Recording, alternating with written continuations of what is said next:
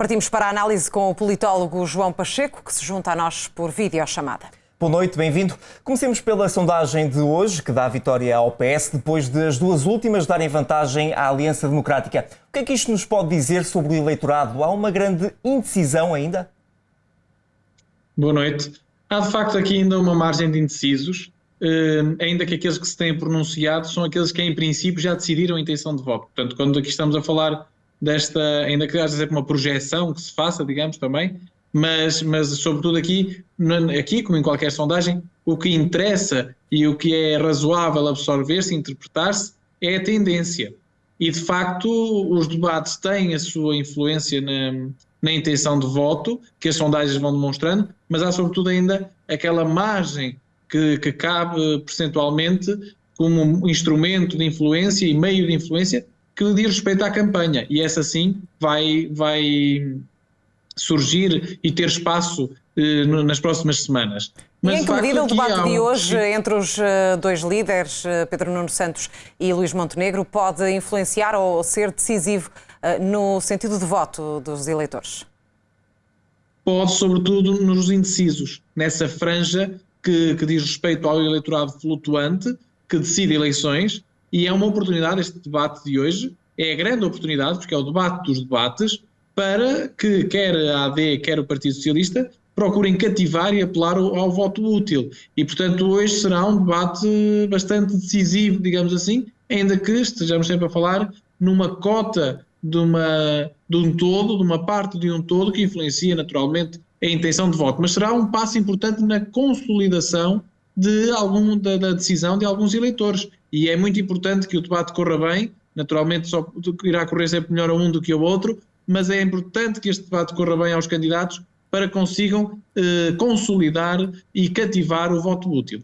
Espera-se que a habitação, saúde, educação, impostos sejam temas que vão dominar este debate. O que é importante que possamos ver esclarecido nestas áreas?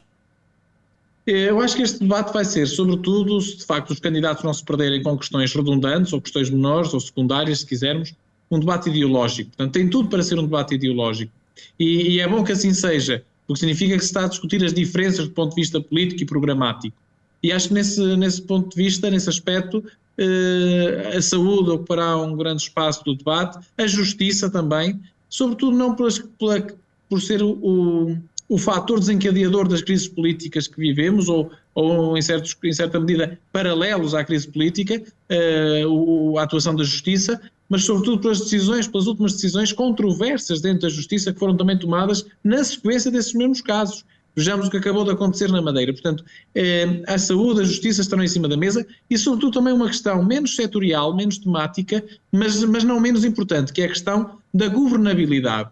E aí o exemplo dos Açores vai ser trazido também ao debate, como é óbvio, mas sobretudo aquilo que será o futuro. Ou seja, quem é que viabiliza um governo de quem é que será disposto a coligar-se ou a unir-se no Parlamento, no apoio parlamentar com quem, e aí a direita tem a vida mais dificultada do ponto de vista da narrativa e da lógica que está associada. João Pacheco, pode aqui a justiça ser um ponto de convergência entre o líder do PS e do PSD? Tem sido, infelizmente, um ponto de convergência entre os principais partidos, mas pela negativa. Ou seja, o PS e o PSD têm falado de justiça de forma muito hipócrita, com muita hipocrisia e oportunismo políticos. De facto, na hora da verdade, quando as crises se instalam, muitas vezes o PS e o PSD têm tido dificuldade em ser solidários com os seus. Claro que a primeira opção e a primeira ação que deve acontecer é o afastamento dos cargos e, no fundo, as demissões. Isso é óbvio e acho que isso é correto. Mas depois o que temos visto é que a justiça, a montanha, tem parido sempre um rato. E, portanto, no fundo, é preciso discutir a justiça não a partir dos casos, mas é preciso também que se faça isso sem hipocrisia, porque agora parece que os dois partidos vão surgir, e sobretudo o PSD, com esta decisão da Madeira e a libertação destes arguídos, o PSD parece estar com muita sede de discutir justiça a partir deste elan que ganha quase de meia culpa ou de meio perdão em relação àquilo que aconteceu na Madeira. E de facto é preciso que se discuta justiça enquanto sistema e que se mude o paradigma, e que se fale de reformas. E aí é importante que convirjam mais do que neste aspecto, digamos, mais oportunista que temos assistido. João, só para fecharmos, quem é que se destacou, na sua opinião, nestes debates televisivos?